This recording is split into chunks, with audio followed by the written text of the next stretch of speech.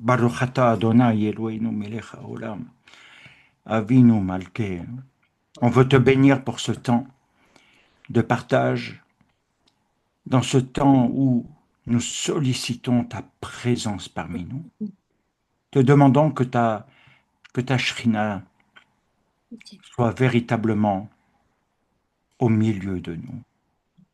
Je te demande de bénir les uns et les autres, sachant que beaucoup passent par des moments difficiles et des épreuves. Et je voudrais vraiment prier ce soir pour Gisèle et te demander de poser ta main dessus et de la garder, ainsi que Françoise Anaé, ainsi que beaucoup d'autres.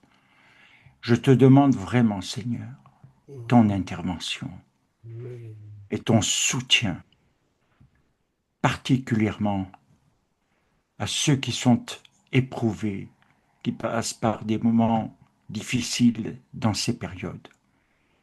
Que ton nom soit béni, que ta paix soit dans cette réunion et que nos cœurs se préparent à te rencontrer et que nous puissions avoir ce face à face, ce cœur à cœur avec toi et te connaître vraiment, pas seulement intellectuellement, doctrinalement, mais te connaître avec notre vie et que tu sois impliqué dans nos vies afin que le Messie d'Israël soit élevé, soit reconnu en Yeshua. Amen. Amen Amen. et Amen. Amen. Amen. Amen. Amen. Amen. Merci beaucoup, Rav. Je vous en prie. Donc Rachid va pas tarder à couper les micros et donc j'ai pu remarquer parce que j'ai reçu, et c'est l'une des raisons, si je ne réponds pas immédiatement, beaucoup de messages de personnes qui d'un seul coup passent par des difficultés, des hospitalisations spontanées avec des choses invraisemblables, d'autres par diverses épreuves. Et donc, voilà, on veut se tenir auprès d'eux et dans la prière et en même temps, voilà, c'est important d'invoquer l'Éternel pour qu'il intervienne et qu'il agisse pour la gloire de son nom. Alors, bienvenue à tous et j'espère vraiment que le partage que nous allons avoir ce soir soit un temps et un moment de riche bénédiction et également que notre Messie déverse sa puissance, sa gloire sur nous, sur vous, afin que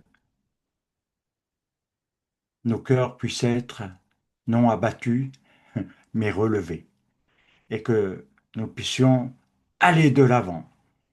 C'est quelque chose de très important pour chacun d'entre nous de pouvoir établir cette confiance avec notre Dieu. Alors, il y a quelque chose qui me tient à cœur et dans lequel on va cheminer un petit peu ce soir, et j'espère vraiment que ça contribuera à quelque chose de positif dans votre vie, parce que, comme nous le voyons, il y a des périodes dans l'année où il y a plus d'épreuves, plus de difficultés, plus de moments déprimants, déprimés. Et c'est clair que tout le monde ne franchit pas le cap de la même manière. D'autant plus que certains, c'est cyclique. Il y a des personnes comme ça, c'est reconnu médicalement, hein, qu'il y a des périodes cycliques favorables à des déprimes, à des tendances où on est fatigué, où on est euh, un petit peu sur le côté de la route, en quelque sorte. Puis il y a d'autres périodes, eh bien, on va connaître un essor nouveau. Et c'est vrai que dans ces périodes où on est peut-être un petit peu à cause, certainement, de ce gris de l'hiver et de tout ça, ben, voilà, on est peut-être plus touché, plus concerné par tous ces points. Alors, bien aimé, il y a quelque chose qui est important, c'est de connaître et de comprendre le sens de l'identité dans un an nouveau. Et je pense que tout le monde ne le comprend pas obligatoirement. C'est que nous devons toujours avoir à l'esprit que, effectivement, nous avons reçu un nom à notre naissance. Il peut avoir un sens, une signification, ou ne pas en avoir du tout, ou ne pas être en relation avec un événement, ne pas être quelque chose d'important. À ce moment-là, simplement, euh, une personne peut très bien trouver un prénom très joli dans le calendrier ou autre et le donner ainsi. Et d'autres vont davantage peut-être donner le prénom de quelqu'un en fonction d'une situation de vie. Et tout ceci pour vous rappeler un événement qui a eu lieu dans la Torah, hein, et que vous connaissez tous bien, et je crois même, on pourrait même dire par cœur, c'est Yaakov. Ce qui veut dire que, bon, il y a une identité de base et il y a une identité de destinée. Il faut comprendre que nous pouvons, et le réaliser ainsi, que nous pouvons avoir plusieurs vécus dans une vie, plusieurs manières de vivre un vécu, et en fonction de certains événements, en fonction de notre rencontre aussi avec Dieu, et ensuite de nos expériences qui devraient théoriquement continuer, s'affirmer davantage. Il est vrai que il y a des moments plus faciles que d'autres, il y a des moments où on est pas mal éprouvé. Donc l'histoire dont je vous parlais, et qui est très connue, c'est celle de Jacob, qui est devenu Israël. Est-ce que ça a impliqué vraiment un changement ou pas? Et donc, quel était le but derrière ce changement de nom? Et je crois que ce combat qu'il a vécu, c'est pas simplement par rapport à quelqu'un qui, à un moment donné, comme ça, par hasard, aurait rencontré cet ange mystérieux qui est venu le combattre et qui, à la fin de ce combat, va lui donner un nom nouveau, un nom inconnu, un nom qui n'existait pas jusqu'alors. Personne ne connaissait le nom d'Israël. Et donc, ça a eu un impact car toute la destinée de cet homme a été transformée, elle a été changée. Mais est-ce que c'est seulement quelques aspects dans une destinée qui ont changé ou l'implication de sa vie dans l'histoire qui a changé la face du monde jusqu'à nous aujourd'hui encore? Et on peut dire que il y a des choses qui sont temporelles et des choses qui sont éternelles. Alors, c'est vrai que Yaakov a quelque chose à nous apprendre entre défaite et victoire, parce que l'une des parties de la vie de Yaakov a été marquée par des défaites, elle a été marquée par des fuites, elle a été marquée par des douleurs, et on pourrait multiplier, je pense, certains types d'exemples de ce vécu loin de sa famille, à cause de la haine d'Ésav, on est bien d'accord qu'il est devenu lui-même Édom, et ceci, je pense que Rav Shapira en a longuement et très largement parlé, et il y a même un livre à ce niveau-là. Donc, on peut se dire, est-ce que Yaakov, durant toutes ces années, parce qu'il y a quand même beaucoup d'années, a-t-il souffert ou n'a-t-il pas souffert? Il a été sous la domination de Lavan, et il a dû se construire, voire se reconstruire dans quelque chose. Et puis à un moment donné, il décide de quitter ce lieu sans, sans que Dieu lui dise, en quelque sorte, sans qu'il soit poussé par quelque chose.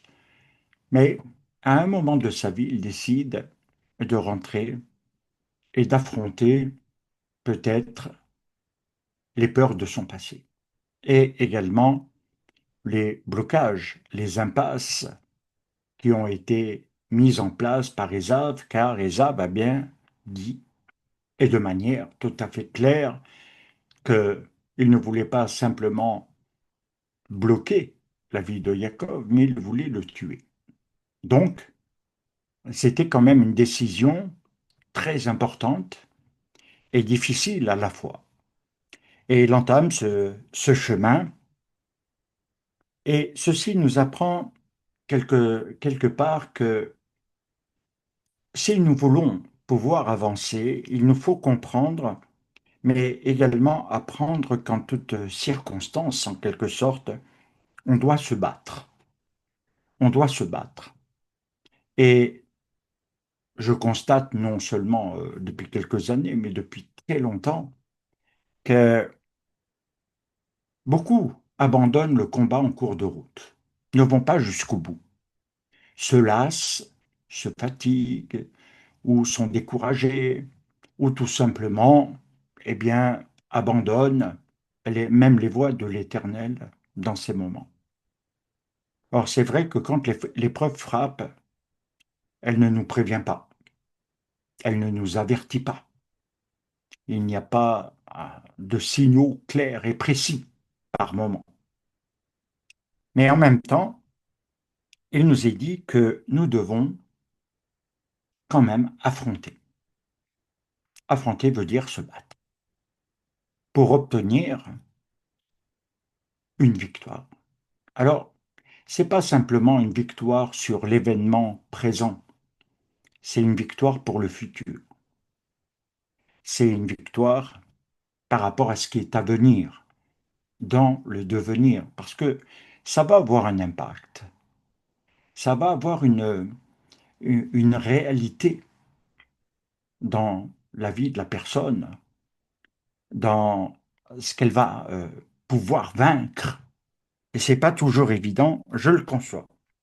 Alors, ça veut dire aussi ne pas rester passif lorsqu'on est dans l'épreuve, ne pas la subir.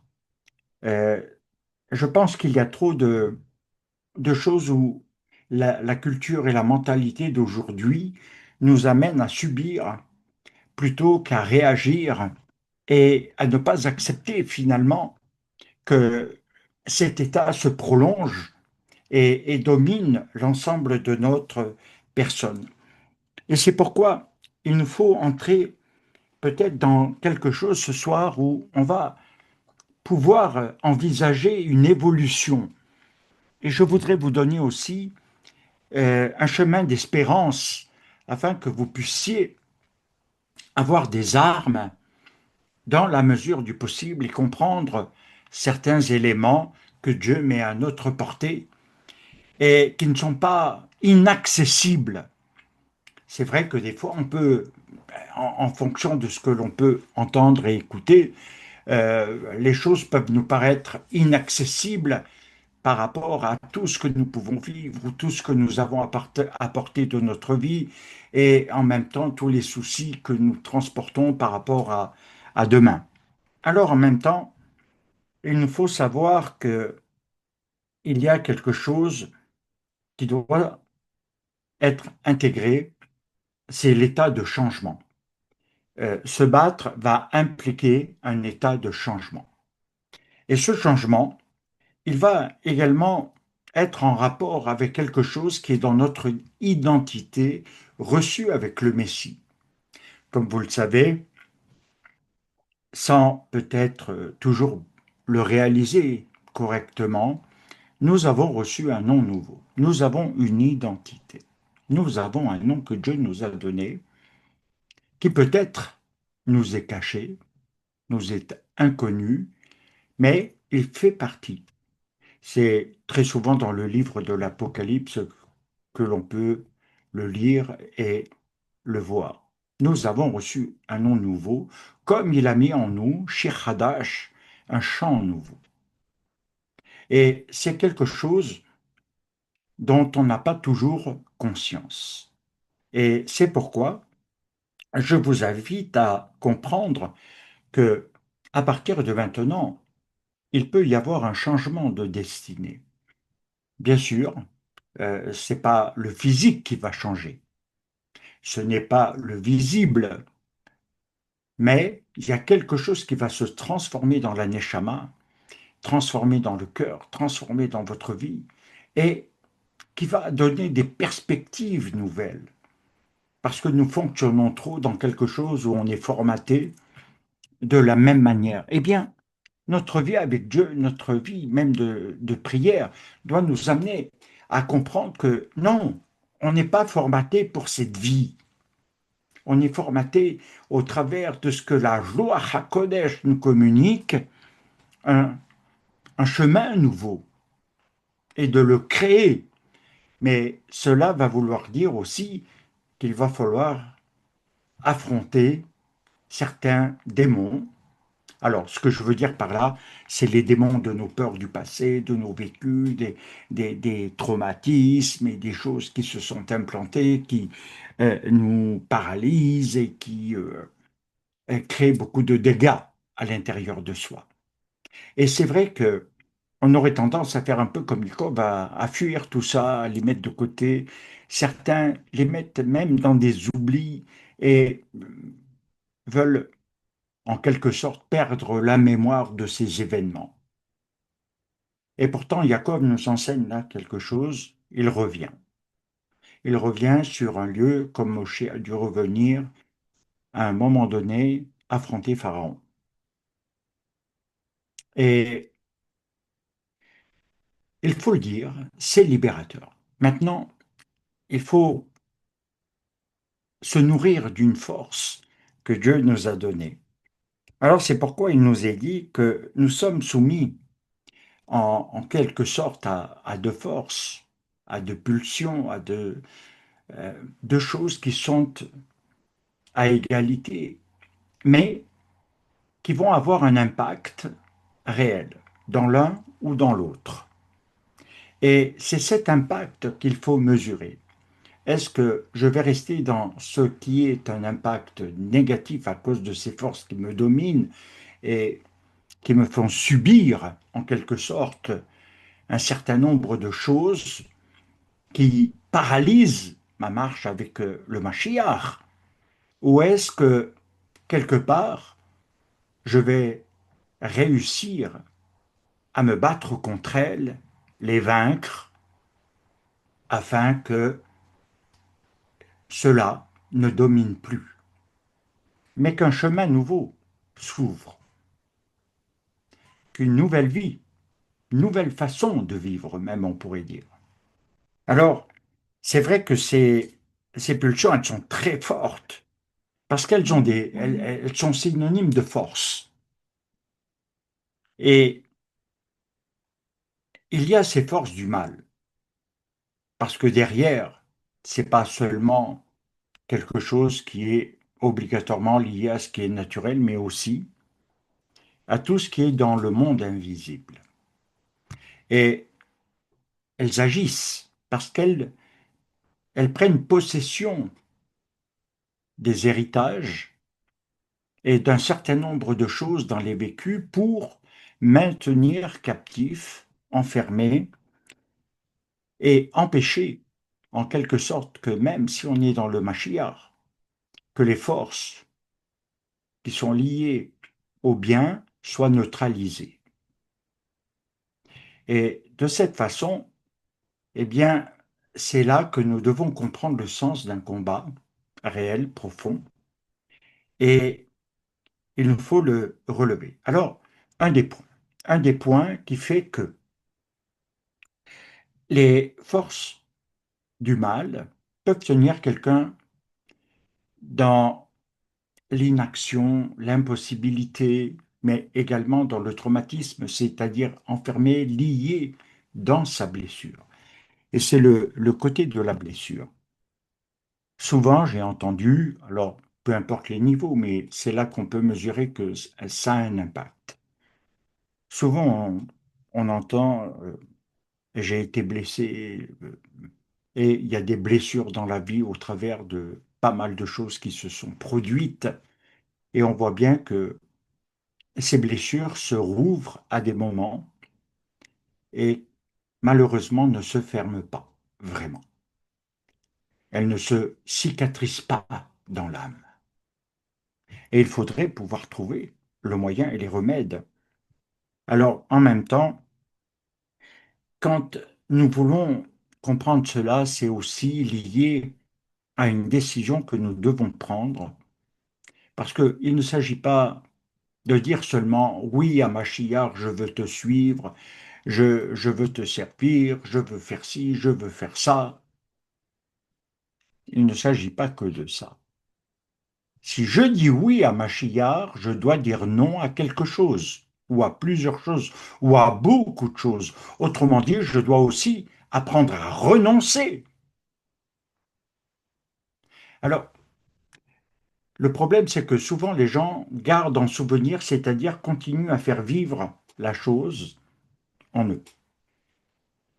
Et il faut aller quand même plus loin, parce que lorsque on veut servir Dieu, c'est sûr et certain que plus on va vouloir élever le niveau de son âme, dans la prière, dans sa famille, les combats vont s'intensifier dans l'opposition pour que justement on n'y parvienne pas. Alors ceci peut se traduire par des millions de façons, mais il faut savoir que ça fait partie. Alors ça peut durer longtemps, ça peut être court, tout dépend de l'implication également de notre personne à ce niveau-là. Et c'est pourquoi il est important pour nous de réaliser que j'aime à le dire quand même parce que c'est quelque chose qui est tellement ancré. Ce qui est important, c'est d'être conscient de son vécu, du passé, de tout ce qui est dedans, de ce que nous sommes, mais de vouloir un devenir. C'est, c'est ça qui est important. Parce que, autrement, c'est une continuité, c'est quelque chose qui se reproduit, comme je l'ai dit au début, de manière cyclique. Les choses reviennent parce qu'elles sont tenues par une histoire, tenues par des liens, tenues par tellement de choses. Alors, il y a quelque chose où j'aimerais vous inviter, et aussi les Talmudim de Chauvou, et dans ce que nous ferons à un moment donné, une véritable yeshiva différente, avec un certain nombre d'éléments, c'est de comprendre que l'une des forces du mal, c'est de nous faire dévier du plan divin. Comme je vous l'ai dit, c'est pas seulement de recevoir un nom nouveau ou d'avoir Shir Hadash en soi, mais c'est de comprendre les projets de notre Dieu. Et là, il y a combat, parce que nous avons aussi des projets. Nous avons une vie, nous avons des obligations, nous avons toutes sortes de choses qui sont là, présentes, et qu'on ne peut pas toujours éviter. Et puis, il y a les projets de Dieu. Dans quel projet vous voulez vous inscrire? Si on prend des exemples, quand on dit je veux servir Dieu, on lui dit quoi? On lui dit quoi, quelque part? Et derrière, c'est vrai que Dieu a un plan pour chacun, c'est à nous de le découvrir. Et c'est pas toujours évident. Je sais que beaucoup de gens attendent qu'on le leur dise. Ah, le Seigneur, il a ça pour toi. Voilà, tu dois faire ça. Ah, tu dois décider comme ça. Ah, voilà, je te conseille que, voilà, etc. C'est bien, mais c'est pas suffisant. Il faut qu'il y ait quelque chose en soi qui crée ce chemin, cette route et cela. Alors, il nous faut savoir que il y a dans ce que nous appelons dans la pensée d'Israël, et on va commencer à entrer dans quelque chose qui va être, je pense, important. Lorsque nous parlons de Shatan, alors vous savez que même là, si je parle de Shatan, chacun a sa définition. Non? Si je vous dis, dites-moi qui est Shatan.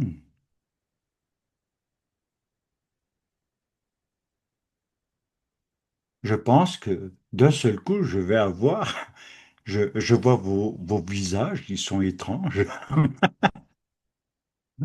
ils sont interrogatifs et vous me regardez, même si c'est en vidéo d'une certaine manière, parce que peut-être vous ne l'avez jamais envisagé comme cela.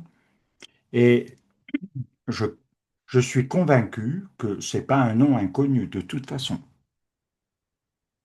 que pour beaucoup, ça évoque quelque chose, mais peut-être pas la même chose pour tous, et que chacun va le comprendre aussi par rapport à son expérience personnelle, va le comprendre, je dirais, par rapport à cette entité du mal. Et ce n'est pas faux, ce n'est pas faux. Shatan, c'est pas quelqu'un qui vous veut du bien. Écoutez bien ça. Ce monde du mal dans lequel on est enfermé, il ne vous veut pas du bien. Il veut votre destruction, votre anéantissement. Il ne veut pas que vous réussissiez. C'est ce que vous devez comprendre. Alors, je ne veux pas rentrer dans tous les détails, mais ce que vous devez comprendre, c'est qu'il est dans l'opposition par rapport au plan de Dieu. Donc, il va vous créer un autre chemin, un chemin du mal, et dans lequel, voilà, on ne s'en sort plus. Alors que ce soit mental, psychologique, affectif, peu importe. Il voudrait empêcher. Alors, bien sûr que si je vous dis que le nom de Chata dérive du verbe lit, listote.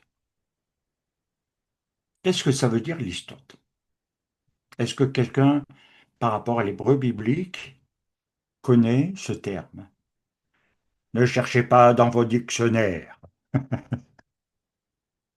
Ça veut dire dévier. Ah bon? Ah bon? Ah bon? Il veut dire dévier. Changer de route.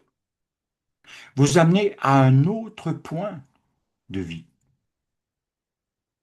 mais opposé à ce que Dieu voudrait que vous soyez. Retenez bien ce verbe listote, parce que derrière, il est associé au principe de la chute.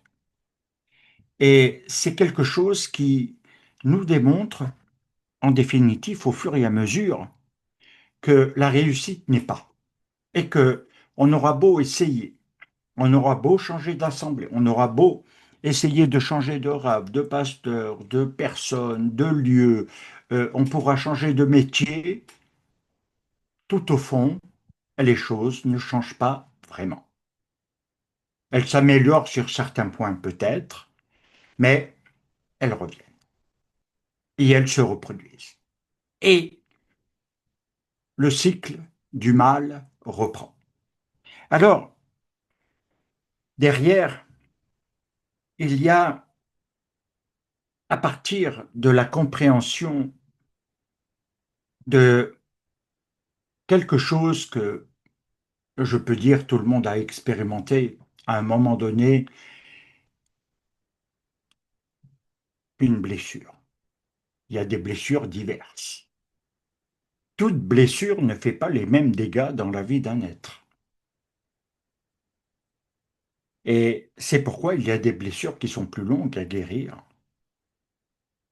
que d'autres. Mais néanmoins, elles ont toujours une fonction, c'est de nous rappeler la douleur. C'est un rappel de la douleur. Une blessure non guérie ouverte est un rappel d'une douleur du vécu. Et tant que cette douleur dans le vécu ne trouve pas sa solution, elle se réactivera en certaines occasions plus précises que d'autres, ou alors elle sera constamment présente et empêchera de pouvoir entrer vraiment dans les voies de l'Éternel. C'est pourquoi, je vous l'ai dit dès le départ, il faut se battre. Il faut se battre, non pas seulement contre une entité, mais aussi dans ce qui fait dévier, dans ces blessures qui nous maintiennent captifs à certains égards, dans certains domaines. Alors, il est dit également une chose très importante dans le Zohar. Dans le Zohar, il nous est dit que Jacob a été blessé. Le Zohar dit Jacob a été blessé. Alors il a été blessé de deux manières. Premièrement, de son vécu, et deuxièmement, par l'ange. Et c'est vrai que là, ça nous fait pénétrer un mystère que peut-être on ne connaît pas. La vie peut me blesser, les hommes peuvent me blesser, les circonstances peuvent me blesser. Mais là, c'est l'ange qui le blesse.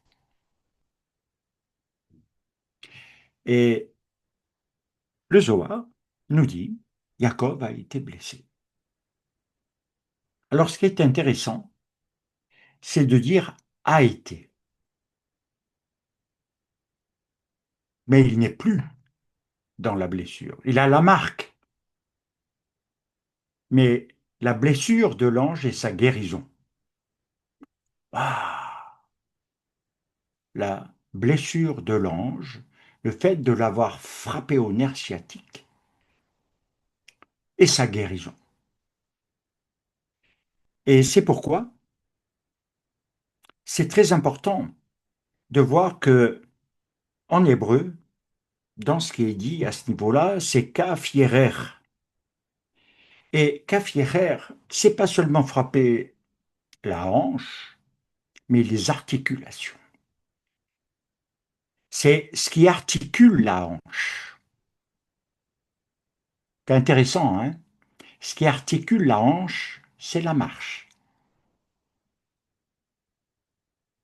C'est quelque chose de très intéressant. Mais en hébreu, c'est vrai que quand on pousse la pensée même qui est contenue dans le Zohar à ce niveau-là, c'est que c'est dans le lieu de l'organe reproducteur. Et c'est pourquoi c'est important, parce que si nous voulons le comprendre, c'est une filiation, c'est une atteinte, si vous préférez, je vais le formuler comme ça, c'est une atteinte au CAF. Vous connaissez la lettre CAF, et ça donne la filiation, et derrière, c'est une lutte contre quelque chose. Alors, je vais vous dire, bien sûr que là, nous avons pris, par exemple, ce qui peut nous concerner individuellement, familialement, etc., dans nos vécus. Et puis, il y a des luttes qui sont d'un autre niveau. Les luttes de la pensée. Les luttes qui peuvent se mettre de manière différente sur notre route pour nous faire dévier de la pensée divine. Alors, on peut intégrer les éléments du paganisme. On peut intégrer des modes de vie liés à l'hellénisme, à la pensée, à la philosophie, au raisonnement. Et comme dit Shaul de Tarse, de toute façon, il y a des faux raisonnements. Alors on ne pense pas, en règle générale, qu'il faut combattre ces raisonnements, parce qu'on les considère comme étant bons, on les considère comme étant justes. Et nous n'avons pas été formés pour combattre ce qui nous paraît bon et juste, ou ce qui nous fait du bien, tout simplement, tout bêtement. Donc, on ne va pas le rejeter, on va le laisser s'intégrer. et même, on dira, se mélanger. Et donc là derrière, il nous faut comprendre que c'est aussi les voies de la transmission. C'est pour ça que le Zohar dit il a été blessé. Parce qu'à partir de là, Jacob avait eu des enfants. Et il en aura d'autres. Et il en aura d'autres. Et au total, il en aura 12. Et ceci va constituer l'identité d'Israël. Israël, c'est d'abord et avant tout, je ne sais pas si vous y avez prêté attention, mais c'est en tout cas les bénédictions prophétiques qui reposent sur les 12 fils de Jacob, et dont le Messie sera issu de Yehuda.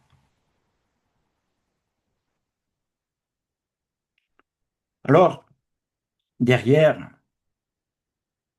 c'est ici que va résider un mystère qu'on appelle par Shemen, la fiole d'huile. Quand on dit par, c'est le P, le kaf, la fiole, et kaf P, c'est l'articulation blessée de Jacob. Voilà. Et derrière, ça veut dire que par, quand on le met dans l'écrit inversé, il révèle, et écoutez bien, il révèle la guérison. Jacob a été blessé. Tu peux dire j'ai été blessé, je suis blessé, je ne peux pas vivre ça, il y a toujours ça. Oui, oui, mais tu peux y rester ou en sortir. À toi de faire le choix. Parce que tu as en toi ce que nous venons de dire. La fiole d'huile, c'est quoi? C'est l'huile sainte. C'est le symbole de la Joach HaKodesh qui doit couler en nous, au-delà de notre dame, de notre sang naturel. Spirituellement, nous devons avoir l'huile sainte. Nous devons être réellement dedans. Et c'est pourquoi, lorsqu'on comprend dans le parachèmen que diviser, il nous amène déjà à comprendre que par, dans son sens inversé, il veut dire guérison de la blessure. Alors, en même temps, il nous faut voir l'autre élément qui est associé quand on dit tout simplement Hachémen, puisque c'est par Hachémen. Et donc, lorsqu'on parle de l'huile, les, les mêmes lettres de Hachémen inversées, l'écrit, ça vous donne quoi? Allez-y, mes petits talmidim. Neshama, l'âme. Ben, ce qui veut dire qu'il faut plus qu'une guérison de l'émotionnel, de l'affectif, du matériel, de la frustration de l'existence de vie, de l'insatisfaction de la vie, la guérison de l'âme. La guérison de l'âme. Et il n'y a qu'une seule façon que Dieu nous a donnée, c'est l'huile. Et il est clair que de ce côté-là, il y a quelque chose qui est extraordinaire parce que je vais pousser, peut-être sans trop détailler, la compréhension juive. Et ça va vous donner une perspective de l'avenir Parce que lorsqu'on parle de la neshama, on ne parle pas seulement des fonctions de l'âme. Entendez-moi bien. Je suis conscient que je vous ai donné, que vous avez pu entendre puisque tout le monde navigue, les fonctions de l'âme, etc. L'âme décortiquée, j'ai même appelé ça. On décortique tout. Mais, mais, mais, c'est pas suffisant de se savoir. Alors, Neshama, l'âme, dans la véritable pensée très ancienne juive, elle voulait dire que l'âme contient les descendances. Et vous comprenez que le devenir, c'est pas simplement une amélioration de vie, un meilleur être, pour ne pas dire un bien-être. Être dans, voilà, comme quelqu'un qui est dans un jacuzzi, dans un bien-être. On n'est pas au spa, on est dans quelque chose qui va plus loin. C'est de réaliser que derrière, au travers de cela, c'est pas seulement quelque chose qui va être pour nous, que pour nous, mais également dans notre descendance. Je suis conscient que plusieurs d'entre vous, comme moi, ont des enfants. Alors, certains sont peut-être encore petits, d'autres sont plus grands, et puis quand ils arrivent à certains âges, ils sont compliqués, les gosses d'aujourd'hui. Mais compliqués! Et en même temps, ils suivent le mouvement de la société, les influences négatives de ce monde.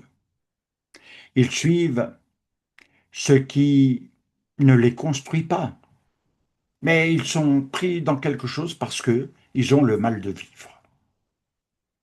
Alors ils se sentent jamais bien dans le lieu, l'endroit ou la famille dans laquelle ils sont. Et à partir de là, ils s'ouvrent à toutes sortes de choses.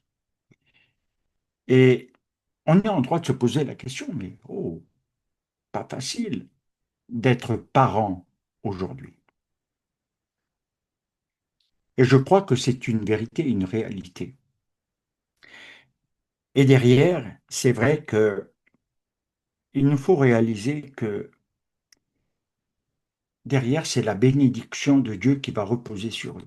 Voilà ce que ça signifie.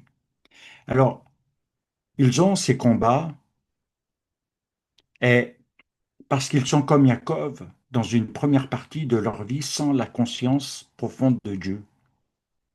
Ils savent, papa, maman sont croyants, vont à la synagogue ou suivent sur Internet. Ils sont, voilà, dans la connaissance, mais sans l'expérience. Alors, ils vont à droite, ils vont à gauche, ils touchent à ça, ils ont des copains, des copines qui sont complètement à l'ouest, et parfois ils ont des fréquentations qui sont bien, mais en même temps éloignées. Et c'est vrai que c'est une douleur et une souffrance dans le cœur des parents.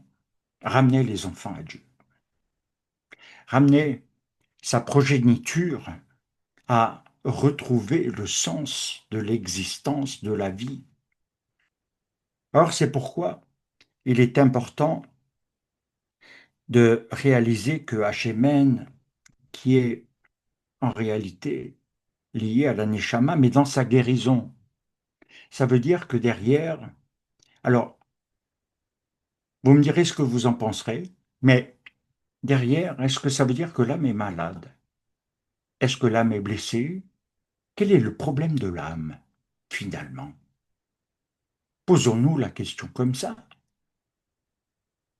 Et cette interrogation va peut-être nous heurter. Mais si l'âme a besoin de guérison, c'est qu'il y a quelque chose quelque part qui dysfonctionne. Alors, Dieu peut nous combattre parce qu'il va s'opposer à nos voies, peut-être à, à nos décisions. Alors on ne va pas le voir comme ça, on va le voir comme une attaque.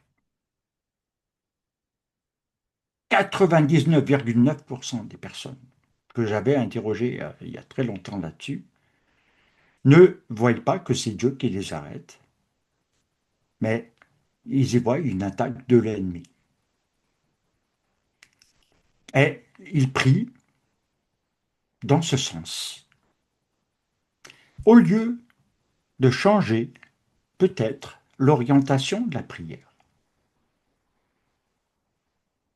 Alors, moi, je l'ai appris à mes dépens. Mais je peux dire avec certitude que parfois on n'est pas conscient de la manière dont Dieu veut nous arrêter dans quelque chose où on doit se remettre. Parce que ça va pas toucher que nous. Ça va toucher aussi les descendants. Alors, comment je le traduis? Lorsque on a compris que Neshama, l'âme, qui contient les descendances, et en l'occurrence par rapport à Jacob, pour le dire, les descendants d'Israël, ils vont dévoiler quelque chose. Agamuz. Agamuz, on dit en hébreu. On dit Agamuz. Et qu'est-ce que ça veut dire Agamuz? Agamuz, vous savez que lorsqu'on va vraiment étudier, et je vous en donnerai bientôt, parce que là, Rachid, on va se régaler tous les deux, papa, euh, un cours. Et vous verrez. Mais lorsque nous sommes dans ce sens de découvrir Agamous, Agamous, c'est la véritable lumière. Ça veut dire qu'il y a une fausse lumière, une lumière voilée ou une lumière qui n'a pas de lumière, mais que nous croyons, ou peut-être pensons que c'est la lumière, parce qu'elle est à la lumière de notre intellect, parce qu'elle est dans notre raisonnement, parce qu'elle fait partie de notre mode de vie, donc pour nous, elle n'est pas ténèbre. Mais l'âme blessée, c'est parce qu'elle ne connaît pas la véritable lumière. Mais lorsqu'elle connaît la véritable lumière, alors à ce moment-là, c'est très différent. Et c'est pourquoi il est important de réaliser qu'à un moment donné doit se dévoiler la vraie lumière. Alors, c'est pas en voulant être plus religieux que religieux ou en étant plus ceci ou plus cela, non. C'est le cœur de l'expérience. C'est d'amener chacun au cœur de l'expérience avec Dieu, une connaissance de Dieu. Je dois reconnaître et avouer que la connaissance de Dieu est très générale pour beaucoup. Connaissent Dieu parce que ceci. Mais la connaissance de Dieu dans l'intimité, mes amis, si vous saviez à quel point c'est glorieux, si vous saviez à quel point c'est extraordinaire, cette expérience de vie, parce que elle modifie tous les codes en soi. Tout est déplacé. Tout ce qui était déplacé, dysfonctionnait, qui n'était pas dans le bon ordre, se remet dans l'ordre. Et vous savez qu'en hébreu, le terme guérison veut dire ce qui remet dans le bon sens. Tu guéris lorsque tout se remet dans le bon sens, lorsqu'il y a un bon ordre établi. Et la maladie, c'est quoi la maladie? C'est quoi? Et je sais que parmi nous, il y en a qui sont dans le corps médical et ils peuvent dire c'est quand vient dans le corps le désordre. Le cancer, c'est le désordre dans les cellules, pour être très bref. C'est quand d'un seul coup, ah, et si nous prenons maintenant plus sur un plan psychologique, émotionnel, etc., c'est quand les pensées ne sont plus réellement dans l'ordre, mais dans le désordre, dans l'agitation. Et elles créent des trucs qui ne sont pas rationnels, qui ne sont pas existants. C'est par exemple les états d'angoisse et d'angoissé, le désordre et l'ordre. Et le principe de la création, c'est que dans le chaos, dans l'anéantissement, dans la non-vie, Quand la lumière apparaît, elle met l'ordre. Elle crée l'ordre. Elle crée l'ordre des fonctionnements et des places. Aujourd'hui, vous le voyez, dans les dérèglements climatiques, c'est quelque chose qui est touché dans les fonctionnements. À force de percer la couche d'ozone, à force de ci, à force de ça. Et ça réagit, tout simplement. Alors, connaître la véritable lumière, c'est ce que Yeshua nous dit. C'est quelque chose d'extraordinaire parce que c'est avoir la lumière de la vie. Alors, c'est pourquoi c'est très important.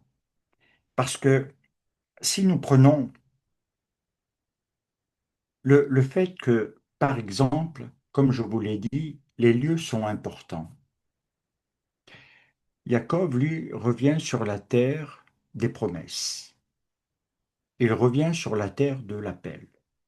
Il revient sur la terre où il a reçu la bracha. Il revient dans quelque chose qu'il ne connaît pas.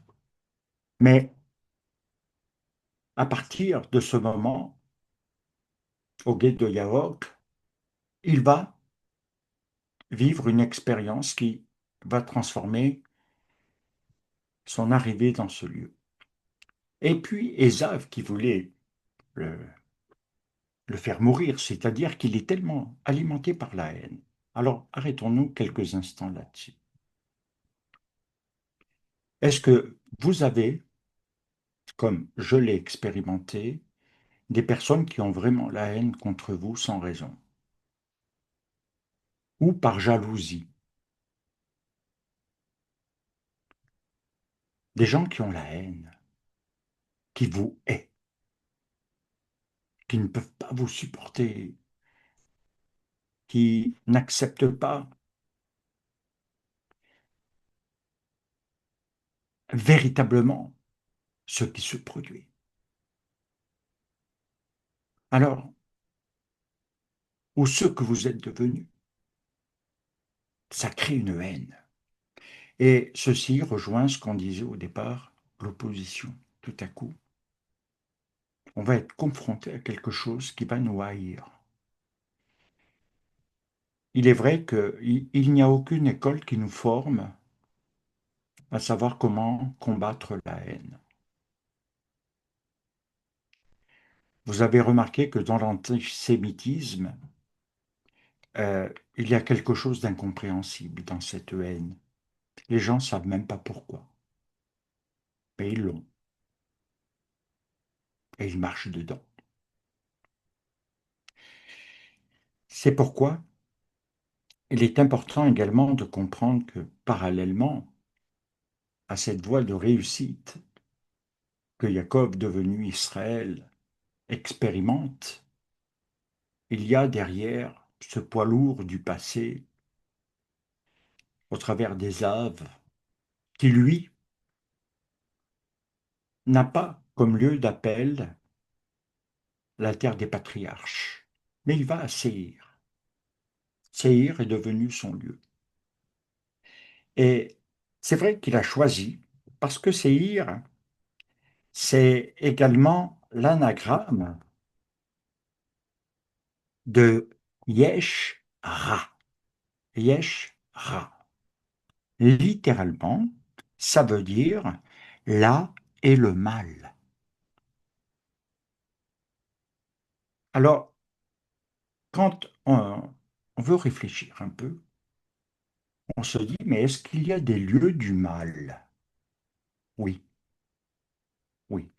Quand on quitte l'appel de Dieu, c'est-à-dire peu importe dans quoi, on ira dans un lieu où là est le mal.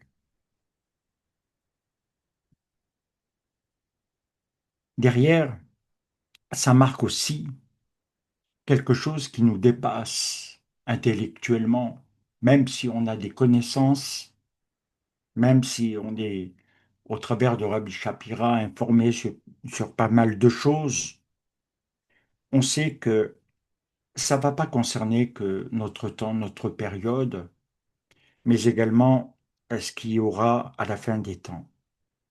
Et ce que nous voyons dans les transmissions, de manière générale, voire globale. Shaoul de Tarse le voyait dans ces lieux du mal se traduire par des expressions qui, à l'époque, peut-être n'avaient pas la même résonance que celles que nous aurons aujourd'hui.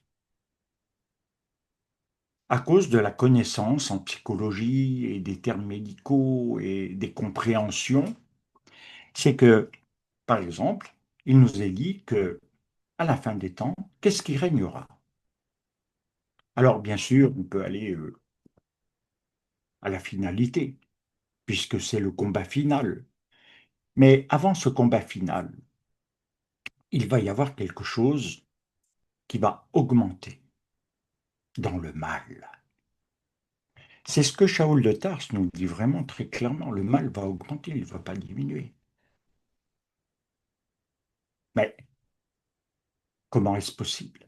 Alors, il y a, je dirais, les méthodologies insidieuses du mal, qui sont par exemple, aujourd'hui, où les gens ne sont pas obligatoirement conscients du danger que constitue l'ego, de l'arrogance, de l'orgueil. Aujourd'hui,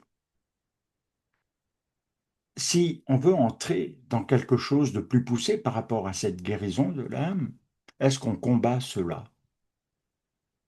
Ou, au contraire, on lui donne toute la place? C'est une vraie question. Ce n'est pas un jugement, mais c'est une vraie question. Si je ne le combats pas, je lui laisse la place. Voilà ce que ça veut dire. Je le laisse se développer.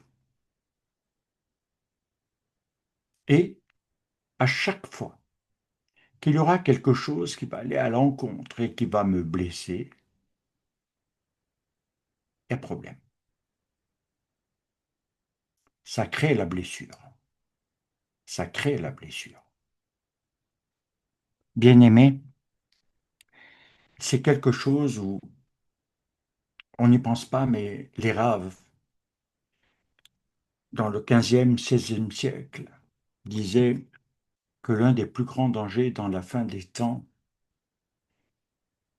ce ne sont pas uniquement les guerres, mais l'arrogance des peuples, l'arrogance des hommes qui n'auront plus la crainte de l'Éternel. Aujourd'hui, Dieu est une religion. Yeshua est une foi, une croyance liée à des traditions diverses, mais on a oublié qu'il est le chemin de la vie.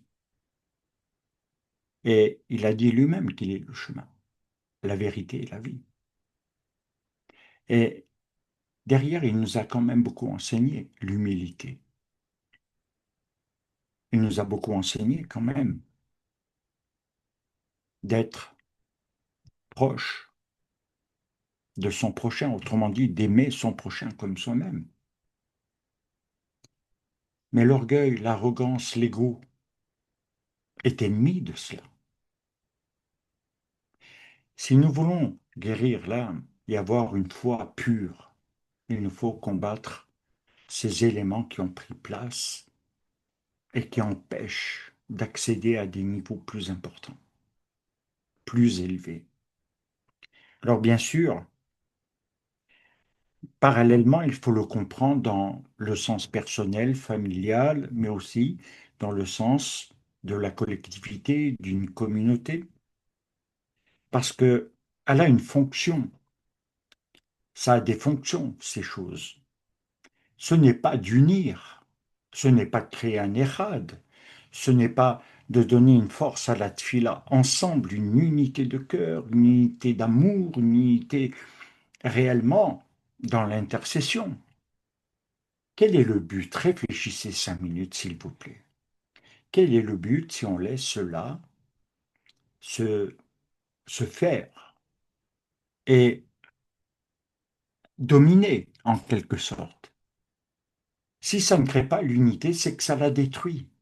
Alors après, on peut être dans l'idéologie, on peut être dans l'aspiration de quelque chose, mais ça n'arrivera pas.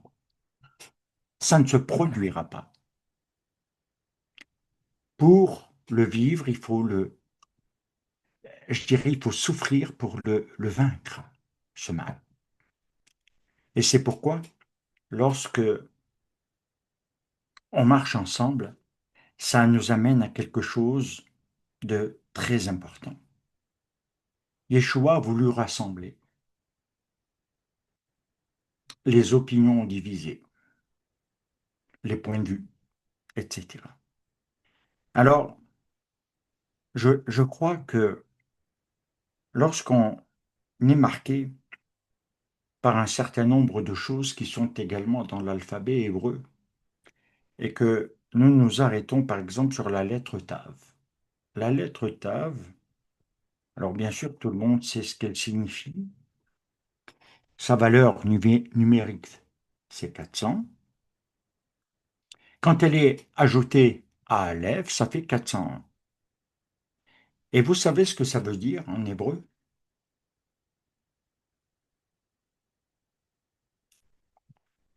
Ça veut dire quelque chose de incroyable.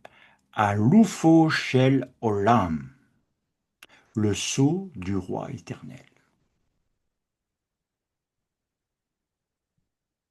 Si on fait Tav, Aleph, et on passe à Aleph Tav,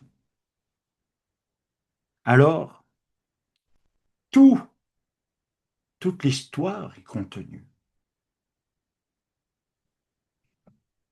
Tout, tout est écrit, si vous préférez que je le lise ainsi. C'est la clé de la révélation, de la compréhension de la mission de Mashiach, du Messie.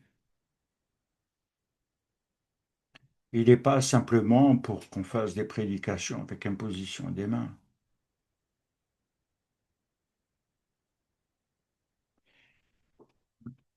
Découvrir quelque chose de plus élevé, de plus haut.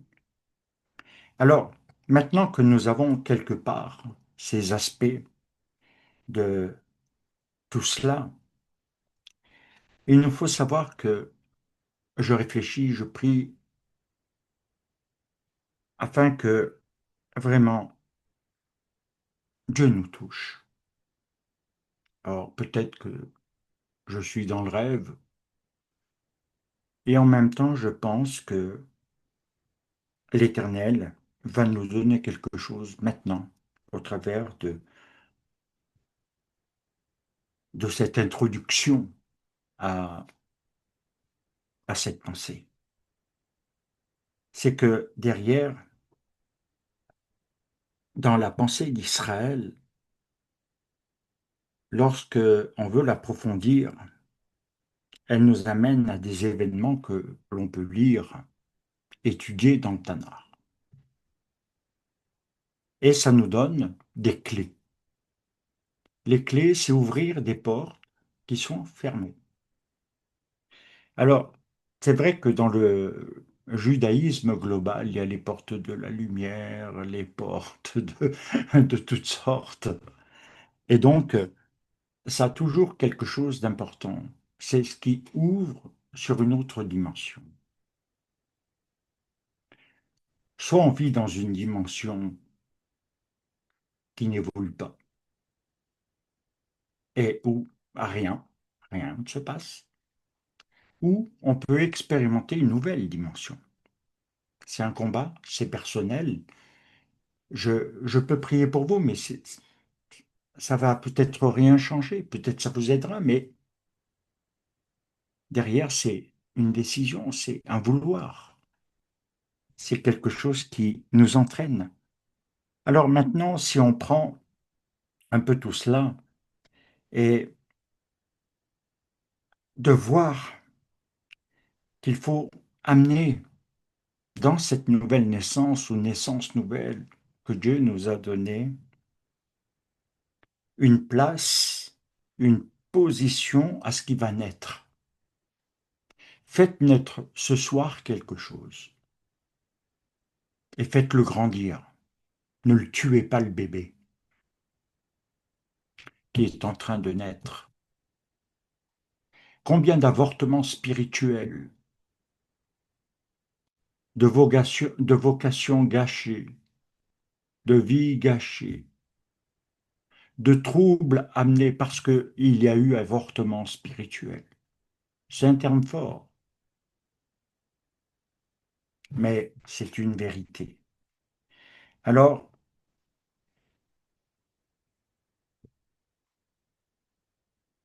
comme on peut faire naître une blessure, prenons un truc basique, général, qui n'a pas...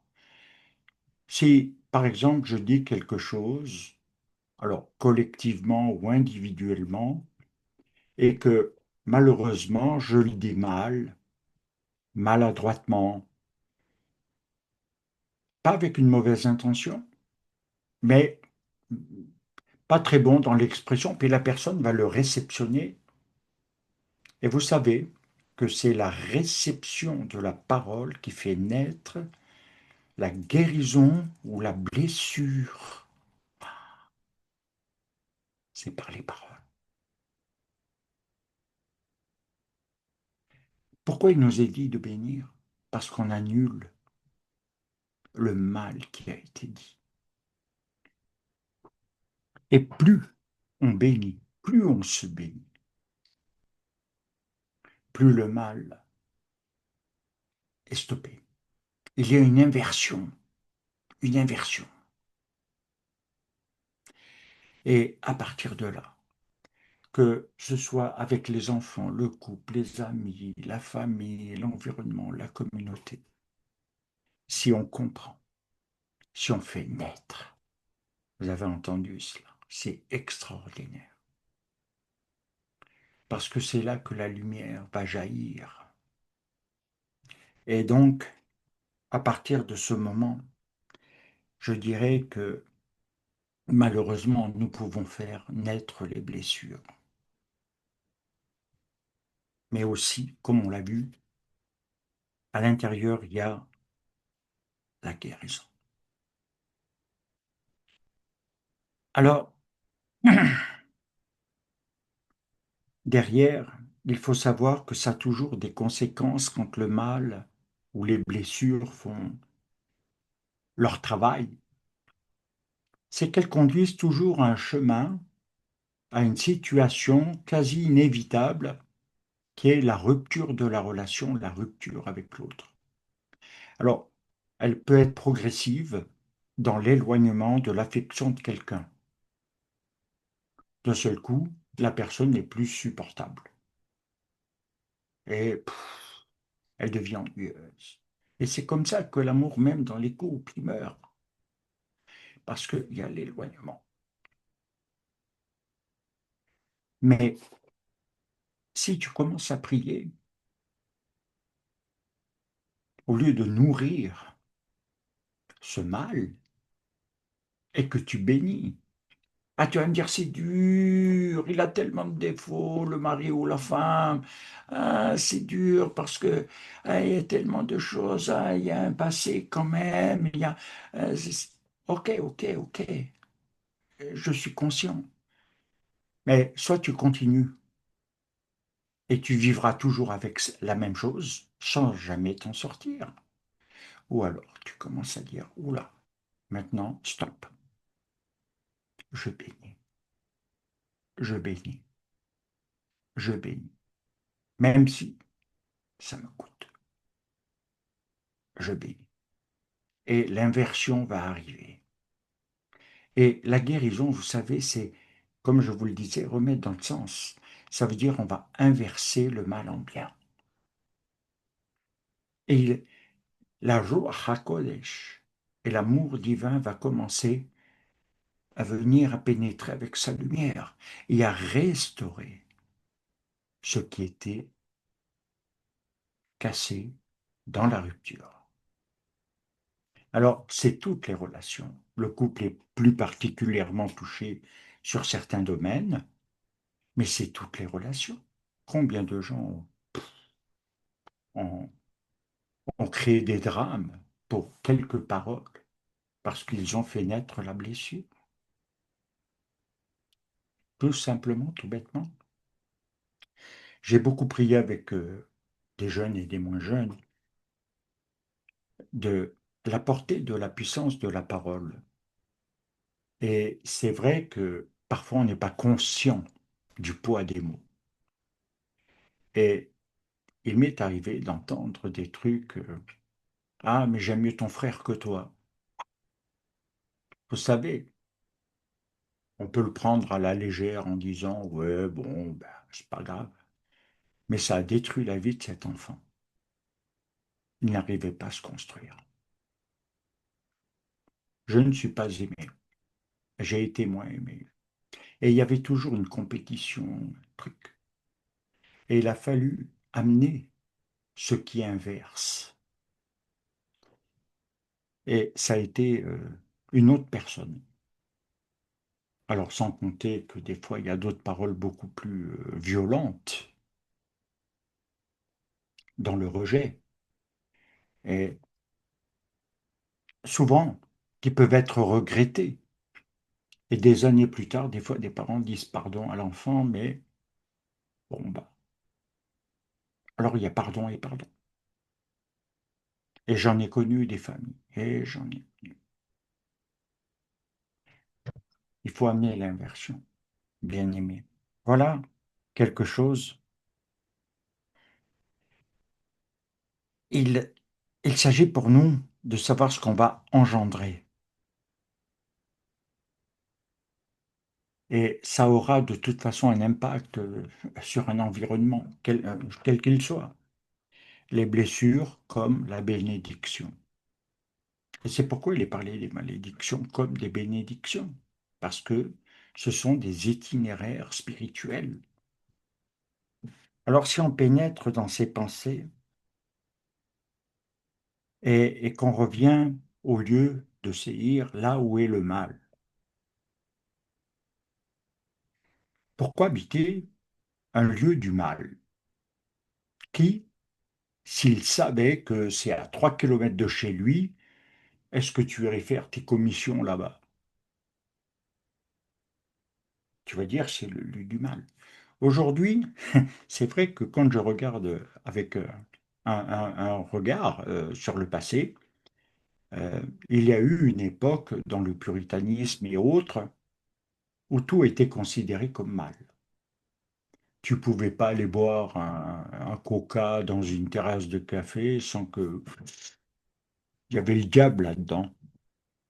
Et on voyait peut-être le mal partout, puis pas en soi. Mais il y a des lieux. Alors, en même temps, derrière, il y a un point sur lequel, oula, le temps passe, sur lequel je vais juste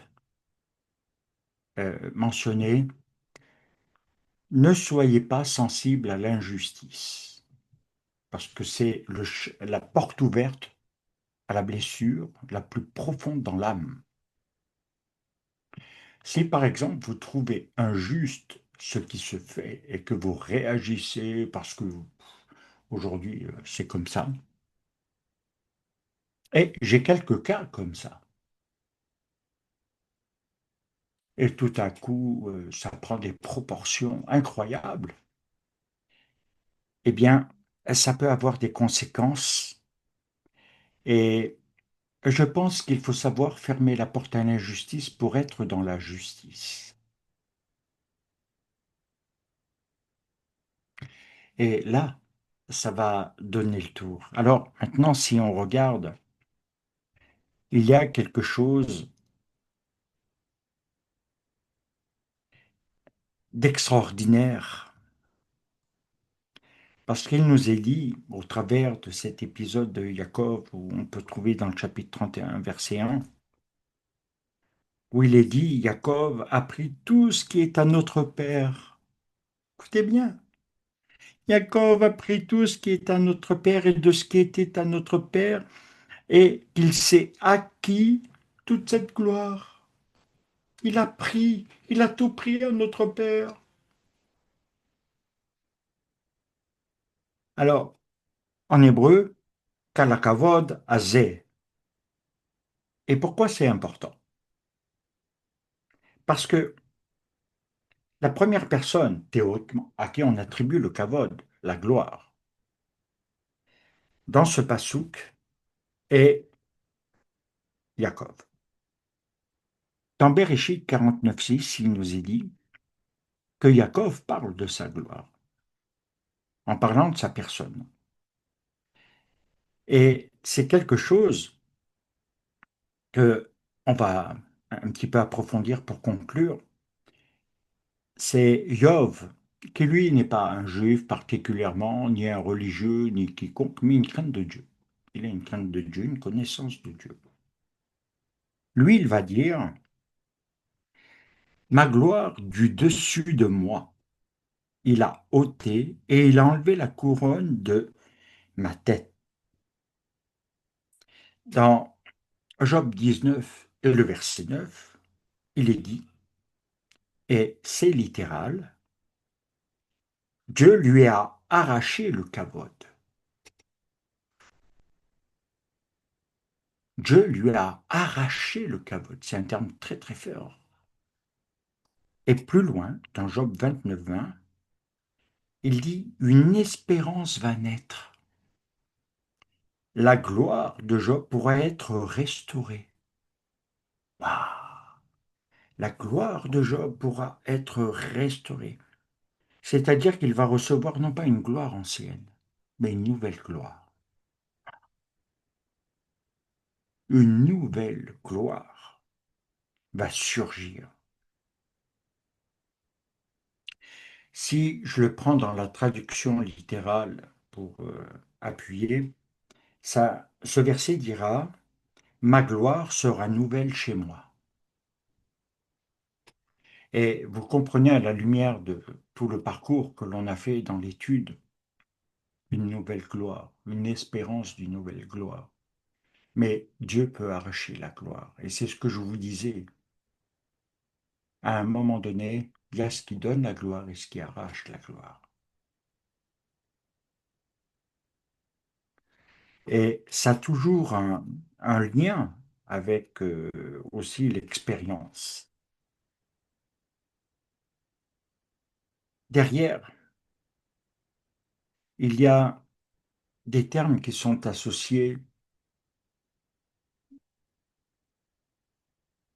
Je vais m'arrêter sur deux, trois termes pour conclure, pour ne pas prolonger, même si je n'ai pas vraiment finalisé. Dans le lien du mal, dans le lien du mal, il faut savoir ce que ça contient, le mal.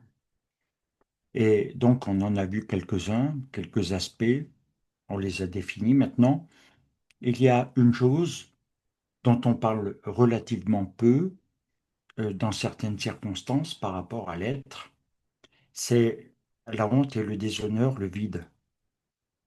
Et quelque part, c'est vrai que ça amène à vouloir se dissimuler. On se cache derrière quelque chose pour ne pas être vu, mais où nous, on peut voir. On ne veut pas être vu, mais on veut voir. En hébreu, la honte, c'est kalon. Et kalon, ça veut dire léger. Et ça nous amène au terme qui lui est associé, kalima. Et kalima, il va se trouver, lui, dans le psaume 4, au verset 2, parce qu'il veut dire que la honte devient son déshonneur. C'est-à-dire que si on veut prendre la pensée, il va se discréditer. Combien de gens se discréditent en disant j'ai pas de valeur, ça, j'ai honte, ah non, je suis pas digne, ah ça, je suis pas digne, non, je suis pas digne, parce que tu es tu te considères comme indigne, mais alors pourquoi tu te considères comme indigne? Un jour, Maura me disait, soit tu es digne, soit tu es indigne de ma confiance. C'est toi qui le prouves, pas moi. Moi, je ferai rien pour changer. Mais à toi d'être digne ou d'être indigne. Et ce choix, il n'est pas simple, parce qu'il touche beaucoup d'autres aspects. Souvent, on peut dire même, je ne suis pas digne de ce que j'ai, de ça, de la matérialité que la bénédiction de Dieu m'a accordée, ou de ci, ou de ça. On se rend indigne. Est-ce que Dieu veut que on se rende indigne? Vous le croyez vraiment? Non. Il nous rend dignes. C'est aussi l'œuvre de la guérison dans le salut. Il nous rend dignes de son amour. Vous savez, si vous associez ça à certaines blessures, vous verrez, c'est une guérison, ça. Il nous rend dignes. Alors, derrière la pensée juive de Kalima, ce sens de discréditer veut dire on se couvre de honte. Et se couvrir de honte, c'est devenir totalement indigne. Mais si on essaye de voir un petit peu, ça veut dire également diminuer dans sa valeur. Hmm. Diminuer dans sa valeur. Et là, on touche les vrais problèmes psychologiques d'aujourd'hui. L'estime de soi, la confiance en soi. Et c'est plus important qu'on ne le croit aujourd'hui. Et c'est pourquoi il y a quelque chose où il nous faut sortir du vide. Alors, je suis conscient que dans le terme kalima, il y a cet état d'un homme à qui on a enlevé la gloire. C'est quelque part, voilà, clairement ce que ça signifie. Pour être vide, quand tu enlèves la gloire, c'est que tu deviens vide. Parce que tu veux remplir un vide qui ne se remplit jamais. Il y a un vide qui reste vide et qui sera toujours vide. Il y aura des zones toujours vides, toujours vides, toujours vides. Et tu auras beau... et c'est pour ça que parfois des femmes ou des hommes vont à droite et à gauche, indépendamment de la perversité, mais pensant trouver l'amour, mais ça reste vide. Certains pensent qu'ils vont trouver dans le mariage la solution à leurs problèmes, à leurs souffrances, à leur solitude, à, à plein de choses, et puis au bout de quelque temps, ils retrouvent le vide, le vide. Et c'est pourquoi il nous faut retenir cela, parce que la racine de vide, c'est Eric, Resh Yod Kaf.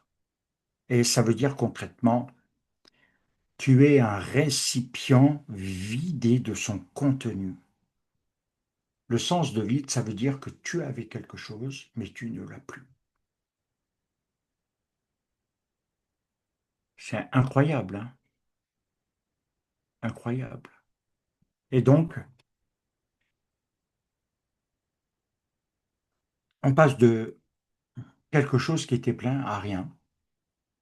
Et c'est souvent le sentiment dans ceux qui servent Dieu ou autres, c'est qu'il y a des moments, ils ont le sentiment d'être un récipient vide. Alors, derrière, je pourrais continuer, mais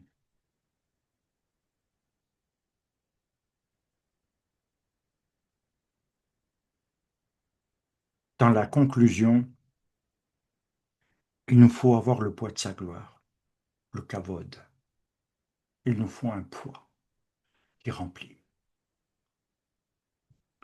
Alors, vous pouvez le chercher, comme je vous l'ai dit, dans beaucoup de choses. Et puis, il y a des éléments qui vont remplir, réellement. Et je crois que c'est quelque chose qui inverse le chaos, le tohu vabohu, ce chaos de la base de l'univers, qui était l'univers avant la création. C'est intéressant de réfléchir à ça. Et c'est pourquoi, moi, je vous invite, et je vais arrêter là parce que je pourrais continuer encore et j'en suis un petit peu loin. Mais là où je vais vous inviter, c'est que Yeshua est devenu le tikkun. Il est venu réparer l'âme, la restaurer, la réconcilier avec Dieu. Et pas simplement pour faire une expérience évangélique, mais dans quelque chose qui va beaucoup plus loin. Yeshua est le tikkun, il répare. Et il va nous réparer. Mais c'est vrai que on a le vide, on a le chaos, on a tout ce que on a partagé, et lui, il va remplir.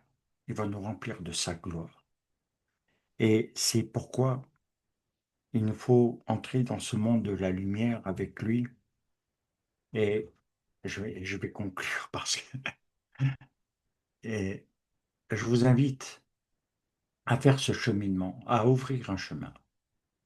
Alors peut-être que vous allez le faire, d'autres pas, d'autres vont peut-être après écouter Chaya ou j'en sais rien. Mais arrêtez, arrêtez, arrêtez, je vous en supplie, arrêtez vos bêtises là. Suivez, marchez dans les voies divines. Tout le reste, ça ne remplira jamais le vide. Oui, peut-être la cervelle, peut-être la connaissance, l'intellect.